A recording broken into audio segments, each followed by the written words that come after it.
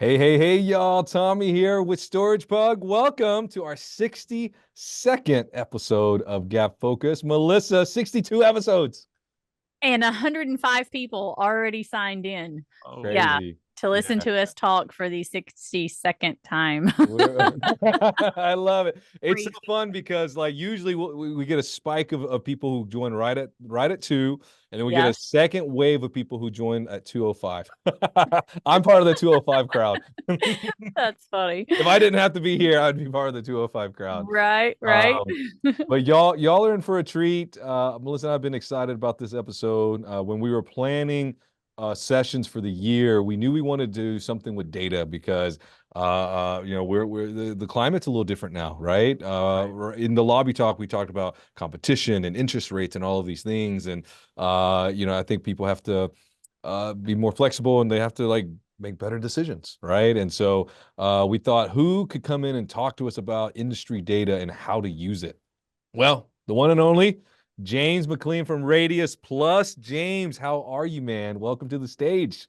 I'm doing awesome, Tommy. Thank you so much for inviting me on today. Super nervous, prepped in front of the mirror 20 times, but we're here now. So Let's go, baby. I love a rock and guy who roll, dude. preps.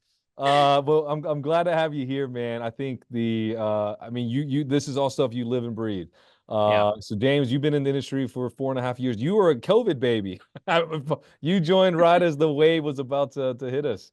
Yeah. I Uh, was like, this is crazy, dude. Like things have changed 20 times in the duration I've been in this industry. so give us your hot take about self storage so far. Like what's your favorite thing about this industry and why are you still here? Because this is your first job out of college. Yeah. Yeah. No, yeah. I've been a Radius career employee. You know what I Nice. We're mean? looking for So that pension, baby. exactly. I So knew so it as union real time. So so yeah. So like, what? Why are you still in self storage? you know what? The main takeaway is the people in our industry because they're very resilient and collaborative. So that's one of the huge things I love about the people in our industry and why I really enjoy working with our clients day in and day out. I love Because that, there's man. no like secrets. It's all collaborative, and if we share Yeah. information, we share data and best practices. Like if the tide rises, so does all ships. So that's what I really love Ooh, about it. I Yep. love that. How true is that, man? That's so awesome. There's not really a trade secret to how you do business every day. 100%. Yeah. 100%. Yeah. I love that, man. Well, I'm glad you're here, and I think that's a great answer. And your self storage is better with you in it, man. Appreciate that, man. But y'all, welcome to our 62nd episode. Gap Focus, of course, is brought to you by our crew here at StoragePug in Knoxville and Lighthouse Storage Solutions over in Chattanooga area. If this is your first episode, welcome. If this is your 62nd episode, welcome back. But the sessions look like this. We'll go for about an hour. We'll go for 60 minutes. Melissa and I will take turns lobbing questions over to James. He's our expert today. He's going to answer them, but he's not only going to answer our questions, he's going to answer your questions as well. So be sure to hit the Q&A button right in the Zoom. It's probably where my face is, and look down. And submit those Q&A. We love the comment section. Usually it's live and it's heavy and it's hot. Because it's so live and heavy and hot, Melissa and I can't keep up with it while we're talking. So the Q&A is the best place to lob your questions. So without further ado, let's talk about today's agenda. We're going to talk about which data matters and where to get it. Once you have it, we'll talk about how do you analyze it. And then once you've analyzed it, how do you actually put it to use, right? Data doesn't mean anything if it just sits there in a spreadsheet. And of course, we'll do live Q&A and then question of the week. So, James, are you ready? Rock and roll, dude. Let's do it. Melissa, let's go. Awesome. All right. The 132 participants today want to know the answer to the first question. When we're talking about data and where to get it, is using data even more important in 2024 than it has been in previous years? 100%. And I could tell you why, because the level of competition in our industry has picked up significantly. One of the, I guess, consequences of what happened to our industry during COVID was major capital markets treat self-storage as a major food group now, right? There's a lot of big money that's been pouring into it. Lots of funds were created, raised like $1 billion during COVID for a huge acquisition play. So now, I mean, it's game on. Everyone's got to have to buckle down and dial in their operations and provide like the best services to renters because other facilities are doing that. So that's why I think data is your best friend. So you can make Right. informed decisions. What were people doing? Let's go dial back just a tidbit, right? Like before COVID, like let's say 2018, 2019, what data points were people focusing on at that point in time? And then how has that changed? What are people focusing on now, let's say 5, 6 years later? Okay, that's a loaded question. But 2019, the two standouts, my 2 weeks in the office before COVID hit, it was square foot per capita and asking rates, right? Say that again. What were the two? It was square foot per capita and asking rates. And the way I define asking rates is the price advertised on your facility's website, saying, if you pay $100 for a 10 by 10, that's what you're paying. That's what you're getting in the door with. So the idea back then was you go ahead and find the highest rental rates. There's the highest demand for self-storage. And if your market's underserved, you just break ground and you'd be good to go, man. That was kind of like the playbook at that time period. So in a way, it was kind of the good old days on one hand, right? If you're trying to get into it. Yeah. A lot more complicated today. Yeah, you nailed it. So what's changed today is population data is a little bit unreliable. You have remote employees. You have different demand groups kind of supplying self-storage demand. So we call them like ninja demographics.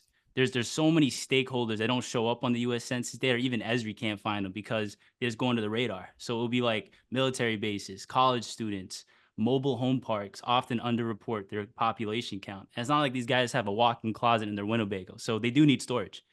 So these kind of stakeholders slip through the cracks, let's say, in the square foot per capita data and still contribute to self-storage demand. So you got to get a little bit more creative and dig into the weeds to find out who's going to be actually renting from your facility.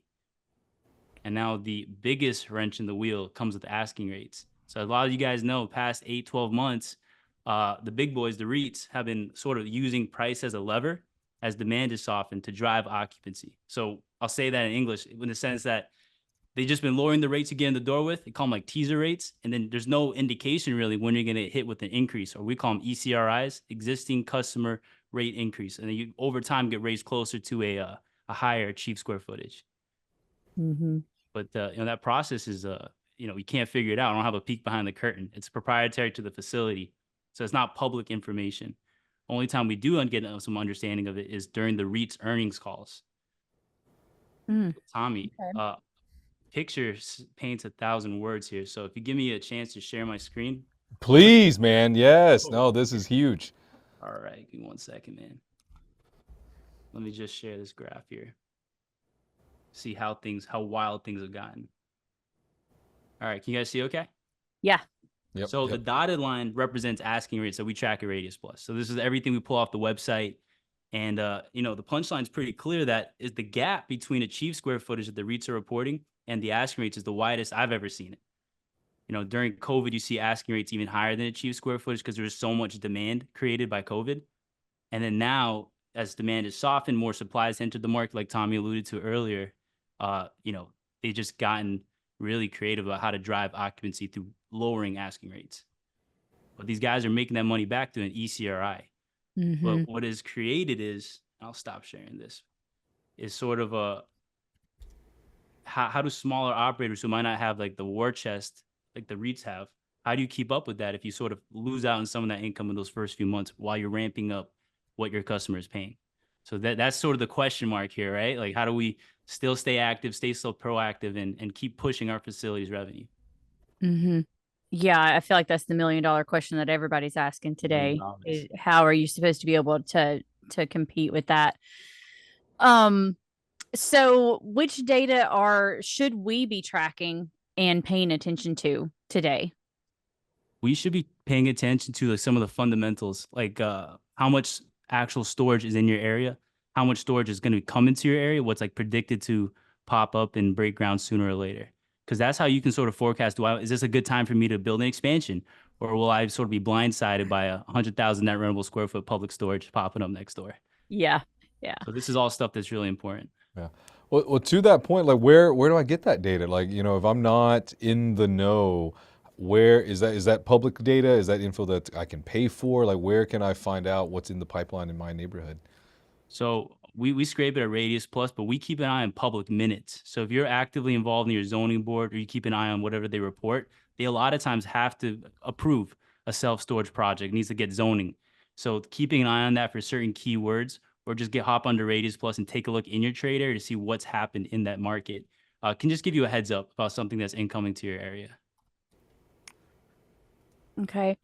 Are there is there some data points that are just a waste of time to try to track? And does it depend on the size of facility? Should certain size operators, maybe I don't need to worry about these things, or maybe I need to pay more attention to this side? I think you should just do apples to apples. If you're a smaller mom and pop, maybe like a single story barrack style facility, I don't think you need to price match Extra Space if he's 2 miles away. Just keep it relevant to your trade area. So find out who's actually your competitor and are they offering a similar asset, like climate control versus non-climate. Just compare apples to apples and find a strategy that works for you. Like, don't try to just follow the same playbook that a billion-dollar institution is using. So that's something I advise our guys about all the time. Is you don't have to follow the same playbook, just follow your playbook. Well, and I think you made a good point too in relation to who is your competition. Right. You have to first determine who your competition actually is. And it's not going to do you any good to compare yourself to a dump down the street that, rents to anybody that you don't want, that has the broken gate and no lights that work. But you also might not have true competition with a 4-story, interior climate control, Cube Smart that pops up. That might not be your competition either. So you really have to determine who are your customers and what facilities are your customers driving past to get to you that you're actually pulling from. And so make sure, there's ways to determine what those apples are that you need to be comparing yourself to. And sometimes that means you need to get out and actually drive around your community. 100%. I was about to ask Melissa, how do you suggest someone uncover those facts? Yeah. Get in your car. No substitute for the boots on the ground work. Exactly. Yes. Walk into those facilities, make phone calls, see how they're answering the phone, check out their online rental process. That's and because sometimes they don't really compete with you on the level that you may think they do just at face value. So really you have to put on your tenant eyeballs and look at it from the customer standpoint to find out who your competition is. Melissa, I'm going to take what you just said and run with it because you said from the customer standpoint. And one thing that we get all the time is have an operator, maybe in a more tertiary market, smaller town, everyone knows everybody. So, hey, James, should we be doing this ECRI model to drive occupancy?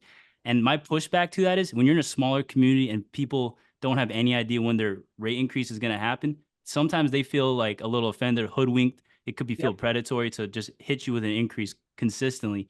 And people talk. And if you're a smaller operator, you can't afford like a bad Google review that you're not doing right by the people renting at your location. So understand your market. The playbook for the top 10 metros may not work for your area. Mm-hmm. Well, we talked earlier in Lobby Talk about, everybody has that thing that they can kind of capitalize on to set yourself apart. And maybe that thing is, I'm not one of the REITs. I'm not playing this rate game. We are locally owned and operated, and that means you get some rate guarantee here. Our price is what our price is. And, you're going to have your yearly increase or whatever that everybody expects, but we're not going to do the bait and switch kind of nonsense that, some of the bigger players are doing. So you can use that as your marketing advantage. 100%, Melissa. I think that's top down though. Like you got to train and work with your facility managers to feel comfortable in educating people renting with you and give them that kind of peace of mind that, this rate is locked in for you. And this is significant because this is what a lot of other facilities might do. Mm-hmm. So that's doubling down on your training and working with your team. That's awesome. Yeah, Ernesto in the comments says he visits local facilities to get more information from them and also see how their facility compares to ours, right? Like, are they clean? Do they keep it if there's a bathroom, is it clean? Are there weeds? Is there a mattress in the front yard, right? Right. These are all, that's a great comment there, Ernesto. Along the lines, going back to something you said earlier, James, about 2019, tracking the square foot per capita. Chad here is asking, has square foot per capita rules of thumb changed? How about demand assumptions in terms of population within 1, 3, and 5 mile radiuses? Is it same for income? Wow, that's super loaded question, man. But I'll do my best to break it down. So The national square foot number has moved up to like 8, might even be higher than that, but it's so market specific that there is no one size fits all. So my recommendation would be to try to take a look at rental rate trends for private operators because they're a lot less volatile than REITs and they price true to demand. I'll be honest with you, a franchise I really like using now as a kind of like a heat check is U-Haul because these guys are sort of hands-off operators in the sense that they don't really shift rates in terms of like demand, but they do price pretty close to the market. So if I got extra space pricing at like $80 by a U-Haul pricing at 180 for a 10 by 10, I actually like this market. You know what I mean? That means I can achieve that square footage. So That's a good life hack, creative. man. I don't think anyone on Gabfocus in our that. 62 episodes has ever said that's a cool tip. So Dude, yeah, they're go ahead and scrape helpful, some man. U-Haul data. Go ahead and find her use U-Haul. That's a great tip, man. Wow. Yeah, keep going. Sorry, I didn't mean to interrupt, but that's awesome. Yeah, no, No, that's good. So 3 mile, 5 mile. I like drive time. I think looking at a drive time, see who your real competition is, and go with their rental rates. Find out, what private operators or someone similar to my kind of facility, right? A comparable, like apples to apples. Find out what they're doing rental rate wise, and how does it sort of match up to your own operations. Wow. No, that's cool. Well, Chad, hopefully that was helpful. I know Chad's trying to grow his storage empire, so I think that makes sense. You're trying to basically do some napkin math, and so, or throw it in an Excel spreadsheet. So, so to the related to Chad's question and more general here is like, how often should you be checking these things, right? Like, obviously, if you're trying to expand or trying to buy or develop a new facility, those are triggers to be like, oh yeah, let me check what the public minutes are, right? Let me log into some software to get this data. But like beyond those trigger events, how often should a regular operator who's just running their business, and minding their own business, how often should be checking these data sets? Listen, man, your most important resource is your time. So don't even get on a cadence, but set an alert. Our system has like alerts where you can just pick your geography and create your criteria, and it sends you an email if something hits our database. So I recommend anybody who's an operator or looking to build a facility and you're keeping an eyeball on a market, just create an alert. Reach out to a team member. They'll help you through this process. But this way you have your bases covered even when you're working on other projects. And yeah, just have all your bases covered. Yep, I like that. It's easy to get busy in other areas and forget what 100%. you're supposed to be focused on. And there's you do want to mind your own business, but it's good to know what the other businesses around you are doing so you can kind of gauge how you're actually flowing through that. So I love the mention of U-Haul. Just as a something to keep an eye on in some of these data points. I think that's fantastic. But it could be as simple as when you know that out of the 5 people that are in your area that are competition, there's that one that's really your competitor. Maybe you want to keep an extra eyeball on that one and just kind of just watch them a little bit closer. So buy one of those drones that just hover. Yeah, park it right next to the opening. So good. To your point, if most operators using dynamic pricing won't advertise units are sold out of. So while there's no published data out there on occupancy on a facility level, we can eyeball which units go out of stock. So if they no more 5x5s or 10x10s, okay, this guy's hitting capacity, right? So maybe I can push rates on those popular unit sizes a little bit more. That's savvy. That's savvy. I get creative. No, I mean, again, that's a very, to me, like one of the things that we've pushed for with Gabfocus is like getting crunchy, practical advice that someone can like leave this Zoom and then go do it, right? So I mean that advice right there, check out your neighbors, and if their websites don't list the most common popular units, there's a high likelihood that they're pretty high occupancy. So that's really killer. Go ahead, James. Another nugget on it is a good operator probably won't stay at capacity very long. If they're fully occupied for like a 10x10, they're pushing rates to get someone to move out so they can increase the overall revenue. So again, create an alert. The system will do it for you. Just sends you an email if your 10x10s got pulled off your competitor's website, and that's your trigger to say, okay, look, something's happening. This market has increased demand. Maybe I can start pushing rates on those popular unit sizes as well. So it's like full on, just guerrilla style, finding out what's happening in your area, because we don't have access to their own PMS systems. It's all hidden. That's Oh, awesome. I love that, man. Well, let me read some of the comments because I think some of these comments are really awesome. So Katie or Candy says, today I did a run through, was looking for amenities. What else do they have to offer other than prices? That's cool, right? So like not just look at what they're doing price wise, but like, are they offering cool amenities like moving Right. carts or what have you? So I think that's really cool. Katie, there we go. I thought I saw it. So Katie says, I've started offering a 12-month price guarantee. Had lots of rentals leaving my competitors. So that's an interesting pool, especially if you're dealing with a REIT who's very aggressive with their existing tenant increases, right? Right. But on the flip side, Patrick says, tried doing the rate guarantee for a year. Existing tenants loved it, but it did little to drive new business. I switched back to competing on price to get people in the door, and occupancy shot back up. People are shopping online and choosing price. So, James, I know y'all are tracking pricing trends. Do you track any kind of tenant trends? Like, can you speak to what Patrick said in the comments? No, that's one thing that the data set that we don't have access to, like average length of stay, or if someone gets in at Mhm. a promo rate, how fast do they move out? Are they promo hoppers, right? Just kind of taking Yep. advantage of the current climate. Hard to understand, but in terms of like amenities or being able to sort of advertise your facility in the right way, find out who you're targeting to. If you have a ton of big units and there's tons of construction happening nearby, why don't you advertise like a Bluetooth lock? Like Nokia has been super huge in sort of appealing to B2B tenants, right? I have like Mhm. four people working for my landscaping group. They need to access these units to pull out equipment. That's a huge value add for them, right? They can easily get in and out without a physical key. Mhm. Yeah. Yeah, you mentioned promo hoppers, Yeah. and that information it's harder. You have to really dig to find out even what your own tenants are doing, because you can assume, well, I'm getting all these rentals in because I'm offering this great, dollar move-in special. Look at all this, foot traffic that I've got all of a sudden. If everyone is leaving after 45 days because they just got in for the dollar and that's it, then are you getting traffic that's actually costing you more to attain Right. because Right. they're not staying long enough? And that can take some really there's some digging and some legwork on your part. I was just working with a client where I took the move-ins from the last 12 months and charted them all out. Wow. And you could see that trend of when they got the dollar move in, how quickly did they move out? When we did the 3 months, 50% off, how quickly did they move out?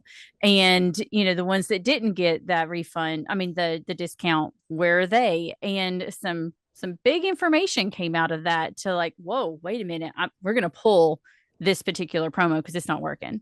Got it. Like, we are paying people to rent with us at this point, Awesome using money. this one. Yeah. Yeah. Yeah. So you really have to dig into your information because no one's going to be able to just give you that for you. You've Yeah. got to do the homework as the operator or manager and see how those are actually playing out in real life for you. Melissa, I'd be curious as well to see what kind of parts of your trade area where those renters coming from, right? Like, Right. like what are the demographics of those areas? Is it like renters versus homeowners? Who's kind Mm. of taking advantage of my $1 a month versus who's Right. sticking it out and contributing to the revenue of this facility? And how can I target those guys, right? With like marketing or Exactly. something. Yeah. So figuring out where they are on the map and what does the general area look like? Yep. Yep. Yep. Yeah, in the long run, retention is more profitable than acquisition. I completely agree, Dennis. True 100%. facts. True Yep. facts, Dennis. Yep.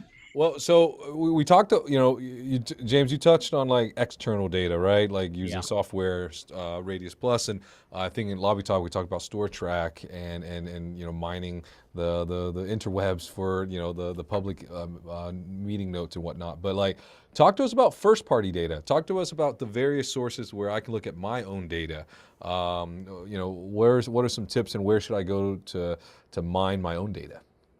Oh, so I guess like tenant length of stay.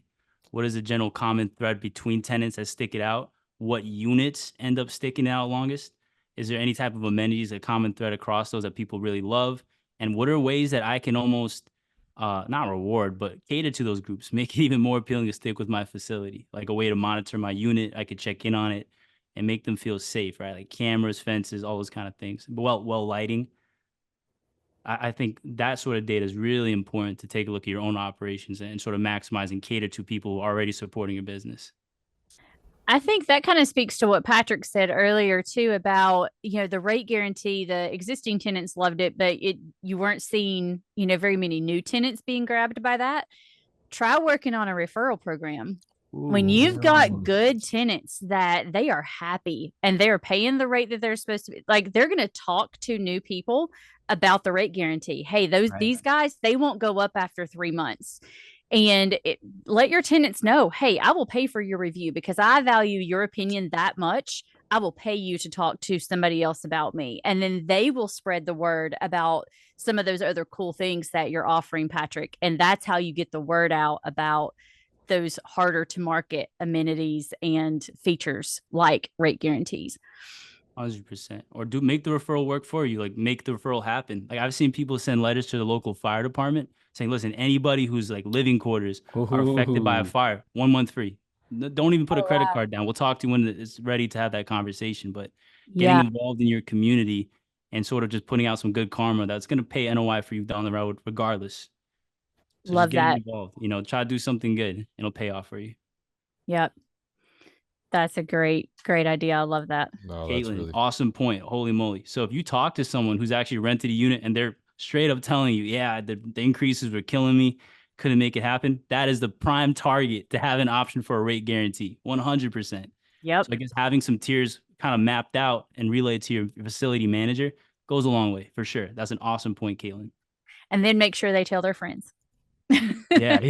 Oh, 100%. Yeah, exactly. While you're moving out of your other facility, anyone you see, tell them where you're going. Right. Tell a friend. Exactly. Yes.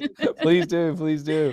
Well, now that we've talked about all these data sources, right? Like, let's talk about how do I go about sorting it all out, right? How can I determine what's actually useful and cut out all the noise, right? Because I'm imagining someone sitting on their computer and they've got 17 tabs of Google Sheets or Google Excel open, and it's the matrix screen. Like, how do I sort out all the noise and focus on what actually is useful for me? Tommy, do you have spy cameras in my apartment? Because that's my day to day. No, that's an awesome question. I think you gotta ask yourself, what is my triage list? What is my biggest pain point right now? And how do I tackle that issue first? And that's what I'm gonna dial in on. Multitasking is fantastic, but not for getting stuff done. So find out what is hurting you right now and pull that thorn out. So for a lot of people, it's listen, man, we need to get more deals. We need to expand we owe our investors a few more sites. So I said, get creative, man. Commercial real estate in general is taking a beating. So there's a ton of distressed properties like their warehouses, like former grocery stores, shopping malls, that the township is really eager to turn into something useful. And a lot of times it can be self-storage. So you're sort of circumventing that zoning issue. You're helping with the community, delivering an asset that's going to produce jobs and tax dollars for the area. So conversions is a good way to think, to get creative with expansions, finding new sites. That's killer. I don't know if they answered the question, but yeah, so pain point, tackle that first. Yeah, I was just reading the chat. Sheila said, we have a stamp that says we have a rate guarantee for 1 year. We send all our letters out with stamps. And they also have a $50 referral fee. Sheila, you are a rock star. You're on it, girl. Now, if you how in the comments, Sheila and Katie too. How do y'all give the $50 to your to the referring party? The referring party? Yeah. It's the person who does the referring.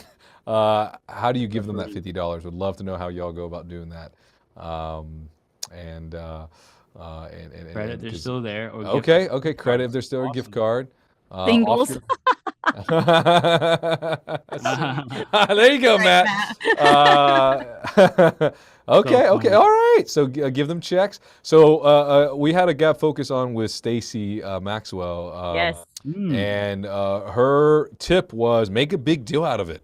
Have the customer come in. I know it sounds like a big ordeal, but it's the idea. Have this person come in, write them a check, take a photo op, because it gives them this like warm and fuzzy. It's like it's important enough that you invited me to your business to do this. Yeah. Yeah. Right. And so it hits all the dopamine sensors and all that kind of stuff. So I love that y'all are doing it, but that's why Stacy trains her team to get it one level higher, is get them in the office. Even if all you're gonna do is give them a credit on your rent, having them come in, photo op, and show them you love them. Yeah. And I, Awesome. go the extra mile. Don't do the credit on the rent. Actually give them an Amazon. Go get a Let big them go old Oh, yeah. big shop for old themselves. rectangle check or Yeah, the big one. Yeah, give them something that's actually real. Because if you just credit my rent, it's like, okay. But no, you Sure. gave me a $25 or $50 card that I can go spend on anything. That's Straight really facts. cool. Yeah. No, it's like credit card points, right? Like I'm a Mhm. Capital One. I can either apply it to my bill or I can take that $218 and go buy something new. And it's the same, but Yeah. it feels much better if I can actually spend it. And several people are saying, we use that for social media, and that is Yeah, such an easy social media post. it really That is. is 100%. so Yeah. fantastic. Love it. Yeah. So right. where are we I don't on know the? what question we're Yeah, I on. know. I think we're here. Yeah. So I highlighted. Melissa, you want to start this? Okay. Trends. How do you identify industry trends, and how do you identify which trends actually matter in your Right. local market? Oh boy. So you gotta define your market, right? Self-storage is kind of like a 3 mile like trade area. That's what's unique to your facility. 10-minute drive, 3 mile trade area. But the impact of new supply could affect you even if it's on the other side of town, right? So I always say look back like 3 years and see what I call the absorption rate of your market, right? If you have new supply going to pop, you're kind of nervous on how this is going to affect the rental rates. See how it's done it historically. What is the kind of bounce back rate for you people using dynamic pricing to get back up there to a stabilized rate being offered? I always say, just look back historically further than 24 months because the COVID numbers won't make sense anywhere. So you got to go back further, like pre-2019, just find out what's happening and how is adding new supply to your market historically impacted the rental rate trends. So just do a quick deep dive and you have a little bit more of a way forward to see what's going to happen. Okay. Yeah.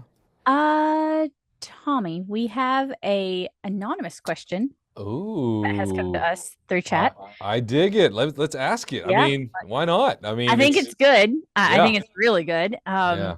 Any advice for a manager whose owners are the biggest thing holding your facility back? Sounds like they're probably scared to take a step in one direction or the other. When it's obvious what needs to be done, but you can't get approval for that thing. What's the advice for this manager? I think I know. I know what I would say. To use the data points, just like we're talking about today. Sometimes a lot of people look at things only by numbers, especially owners. This kind of thing. Lee said, "Get a new job." Get a new job, Lee, my No. man. I can always count on you. But no, go back to them with some of these data points that we're talking about today and show them real numbers and real points of like, this is why you should use this. This is what is working. Pull up those articles and education that you've received other places and make sure that it's not just, hey, I think I've got a great idea and I think it's going to work. Sometimes you've got to show from the data side of this is what the numbers actually show. I love And that. this really, this has legs to it on its own. So let's give this a shot. That's awesome advice. And Deanna, if you're trying to buy, get the owner to invest in a new product or a new upgrade or what have you, right? Work with that vendor, right? That, whether it's an HVAC system or new doors or new software or what have you, work with that vendor. There's a good probability that that vendor knows what data points that they, what metrics or KPIs that they can actually help with, right? And so they can help you uncover some nooks and crannies so that you can now have a summarized data sheet that says, hey, Mr. or Mrs. Owner, this is what it's going to do to our bottom line if that's what the owner cares about. This is what it's going to do to improve support. Again, it depends on what the owner cares about, but you can craft use the data, like Melissa said, to craft the argument for you. So it's not just your feelings. It's not just, I think this is the right choice. It's like, I know it's the right choice. These are the points that back me up. And then, like Lee said, you know what? Some owners suck. And so you just got to go get a new job. Gosh, love it so much. Okay. I don't know. I think it's your turn on the questions on our. Yes. Yeah. Okay. So So James, you gave some data sources earlier, right? So like talk to me about what are your go-to reliable sources, to get data summaries or trend reporting for self-storage. What are your top 3 or 4 sources that you lean on? Well, I mean, hey, transparently, I use Radius Plus. So that's where I track all the supply data, like what things we've been added. But in terms of where we get it from, is just aerial imaging too. So once your facility is up and running, you can see how big it is, how much supply it's added to your market. And on their website, that's really what they're advertising in terms of asking rates. Now, digging past that, the REITs earnings calls, if you're in like a primary market, they'll release market by market what their achieved square footage is. And you can compare it to their own kind of your own facility and see how you perform against what a REIT is doing in that area. So maybe that's just a good heat check for you to understand what you could be getting, what you should be pushing rents to. And those are all publicly available during the REITs earnings calls.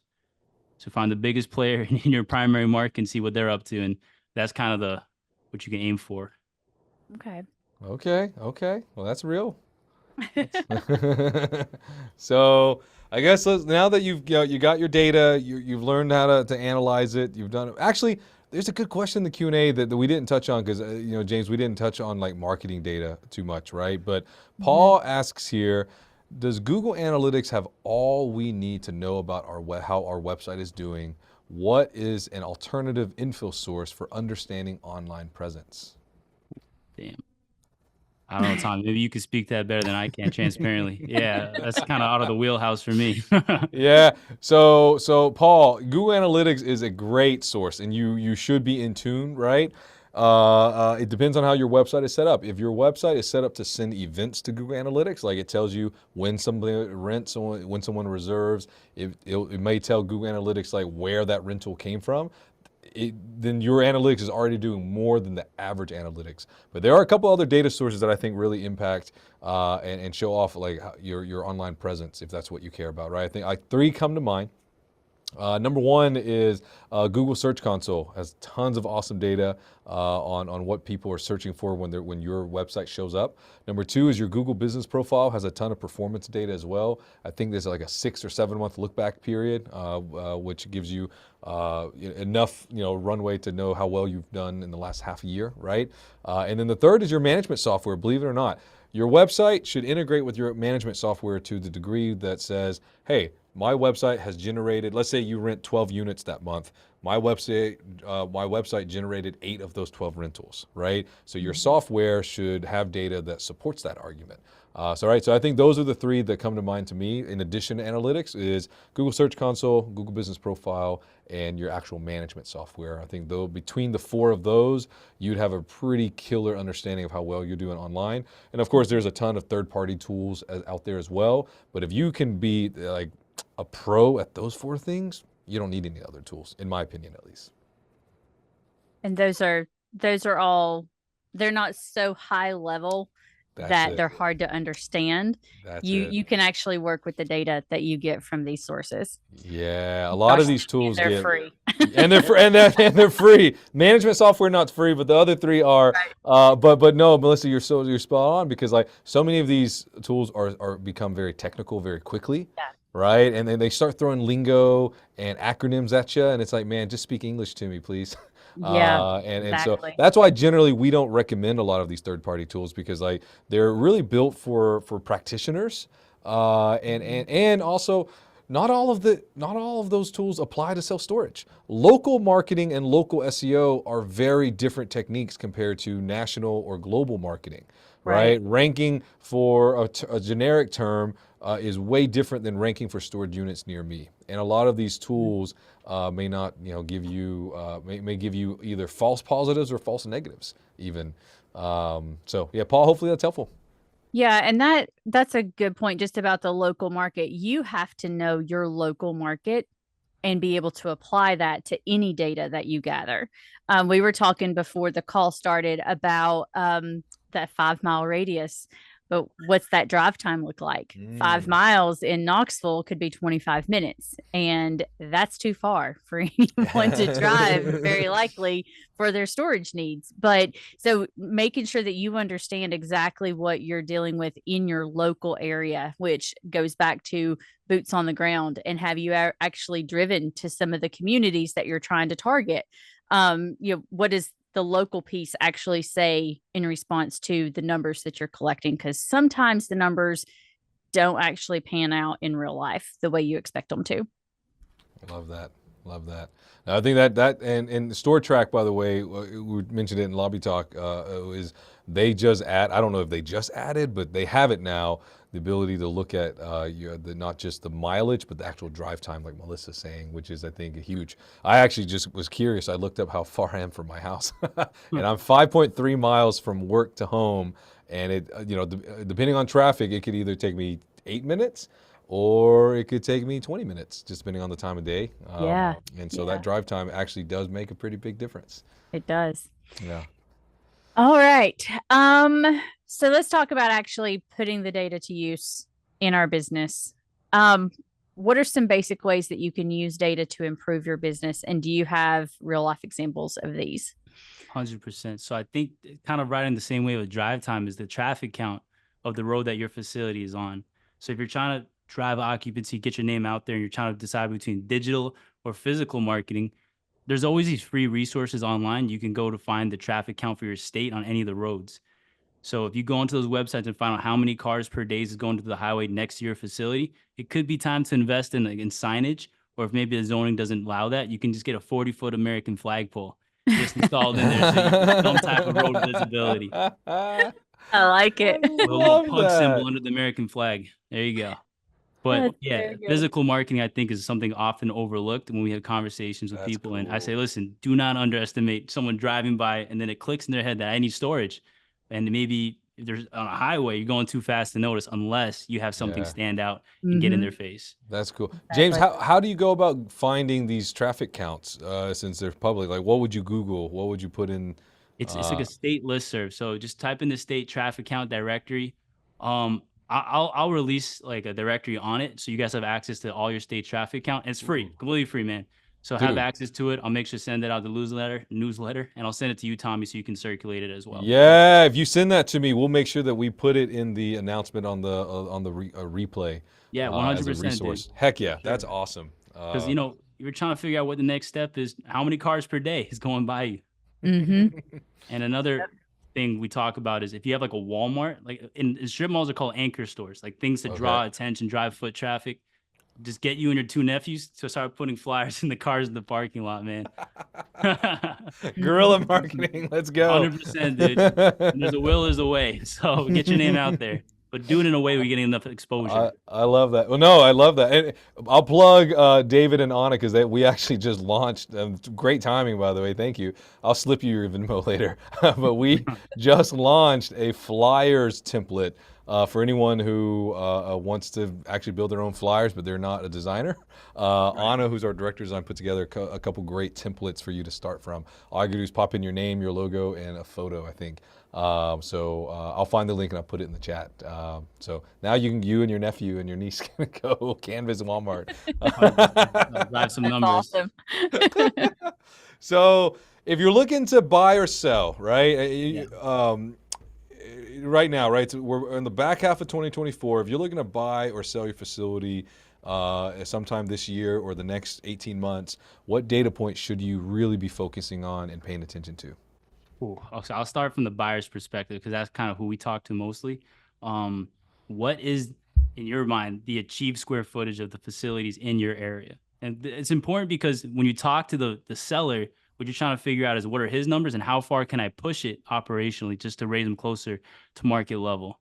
Now figuring that out is tough. So again, I'm going to harken back to the U-Haul number because that's a good heat check, right? Because what you see is kind of what you get with those guys. God bless them. And when you look at whoever's selling the facility, try to figure out what their achieved square footage on their current occupancy is, right? Like what are their people paying? And then you got to make a determination like, look, is this an Apple? And I'm like, compare it to an Apple. What do I have to do to invest into this facility to give it a facelift? And how much of that cost me up front? does it need capital improvements, or is it just a weekend with my nephew's painting instead of handing out flyers? So you got to ask yourself those kind of real questions. But also, what's happening in the area? Because at the end of the day, self-storage demand filters down to job and population growth. So another hack of the day is if you go on Google, type in like whatever my city is, Knoxville Economic Development Plan 2023, and then you type in URL PDF. And what it's going to do is bring up any PDF documents on economic plans that the city is pushing forward. So if they're investing into bring back manufacturing to the area, if there's a new like Intel chip factory being built there, this is all stuff you want to know about to make the determination, do I want to be in this market? Are jobs happening here, or is this town having a tough time? And do I want to be a business owner here? That's cool. Mm-hmm. Yep. I love that, man. So I guess one more question and then we'll do, Are we on the last one? yeah. Okay. Which competitor data can you utilize to make better decisions? That I could utilize? Yeah. Which competitor data, I guess, as an operator, as an at operator, in our business, what can we use from our competition that lets us make better decisions for our own business? I'd say asking rates advertised by my competitors, but also the promos that they offer. I think that's a good way to see ways to get creative. I've seen operators do like military discount, college discount, new to the neighborhood discount. And that's a way to just kind of go after certain subgroups who need storage. So I always say, these guys are super creative, probably for a reason. So try to figure out which stakeholders in your area are being targeted for self-storage and apply that to your own operations, your own website, and training your facility managers to go after those guys. Ooh, that's cool. I love that, man. Yeah. Yeah. James, man, thank you for coming out, dude. This has been such packed full of great nuggets. Very practical stuff, which we love. So we're gonna ask you the question of the week. So you only get you get one answer. So what's the one piece of industry data that all storage owners should be paying attention to, and why? What's one piece of data? What's in your pipeline? Who is looking to build in your market, and how will that affect the total saturation of your area? Because you could be riding high, but if there's a brand new facility opening up, tanking asking rates while it's leasing up, that could really affect your operations for the next 36 months. So just keep an eye on that. You can't know soon enough, and everybody should have some indication of what's happening next in your market. Mm-hmm. I stand by that. That's very good. Yeah.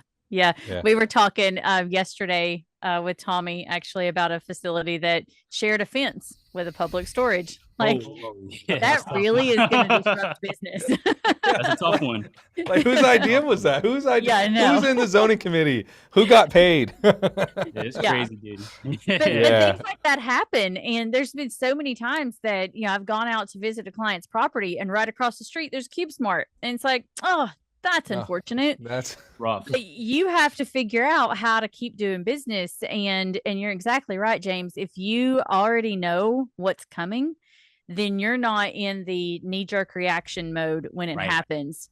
Right. You can go ahead and prepare. And because as smaller operators, you have something in your back pocket too that the larger operators usually don't take advantage of, and that's the community involvement and that face-to-face, like I have relationship with people in this area, and when you know something like that's coming, you can start getting the word out, and you can prepare for that with your brand awareness and things like that, and get on the good side of what's getting ready to happen for you. So 100%. Gosh, this is great information. This is killer stuff, man. Yeah. It's like data overload. I mean, honestly, the U-Haul life hack, shout out U-Haul. Love them. But that's just, that's an incredible find. And I think, and U-Haul's got, I think I saw a stat the other day, they have almost 2,000 locations. And so, I mean, that's such a good barometer for your market. So yeah, man, how can people get in touch with you if they want to learn more about what you do, learn more about Radius Plus, learn more about how they can get data? What's the best way to get in touch? I mean, I'm a LinkedIn junkie, so if you don't want to Google radiusplus.com, you can find me on there posting just about every day, or just shoot me a message. You're very consistent, man. I respect that. It's hard. Yeah, the timer went off, but I ignored it because I was on this call. But yeah, I try to be out there just engaging, because that's when you learn, man. Don't be shy to have a conversation, ask what you don't know, because that's how you learn. So I'd love to learn with you guys. Reach out on LinkedIn and let's talk. Love that, man. Well, hey, you've been so kind. Normally we don't have, you know, it's not a sales pitch when we have experts on, right? But you've been awesome. You know, give us the 30 to 60-second version of what does Radius Plus do and how it can help me as a self-storage operator. Listen, your time is the absolute most important resource. Radius Plus is a powerful tool to do supply and demand analysis, but really what I recommend everybody out there do is book a half hour, me or someone from my team, so we can find out what's the best way you can get value from our platform and should kind of highlight what hopefully solves your pain points. So whether it's creating an alert, just keeping your eyes peeled for any new developments, for your neighbor selling out of 10 by 10s, we'll help you to set that up. It's not like you're gonna be fumbling around in the dark on this software that I spent 4 years on. So please, please, please just reach out. Don't be a stranger. Worst case scenario, we just have a great conversation and leave as friends. So look forward to speaking to everybody. Yeah. I love that love vibe, it. man. That's awesome, dude. Well, thank you for coming out. We have a you know, this episode, of course, will be available on the Gabfocus podcast. Josh, I think you post those very, very quickly. And then we'll have it on our website. Of course, join the Facebook group. We'll have it on our YouTube channel as well. So this recording will be available very shortly. The next one is in August, and we're going to talk about software. The next generation of self-storage software. So if you've gone to a conference recently, you might have discovered that there's more than one software vendor in our space. Yes, there are. Yeah, and so we're inviting some of the some folks who are, I think, moving and shaking, and we're gonna really dig in and learn about what they're working on, why they think, you know, self-storage software is important, and what self-storage operators should expect from their software vendors. So that's going to be a fun conversation. That's the biggest question. Yeah, we're going to get into that. I'm so excited. So that one's going to be killer. So join us. It's August 22nd. It's right before trade show season. So this will be a good fun one. We're still finalizing the roster of software companies, but there's going to be 3 or 4 really good ones, I believe. So James, thanks again, man. We really appreciate you coming out. Melissa, always love co-hosting this with you. But 62 episodes is crazy. Oh, I know, it's Congratulations, you nuts. guys. Awesome. Yeah. Thanks, y'all. All right. Bye, guys.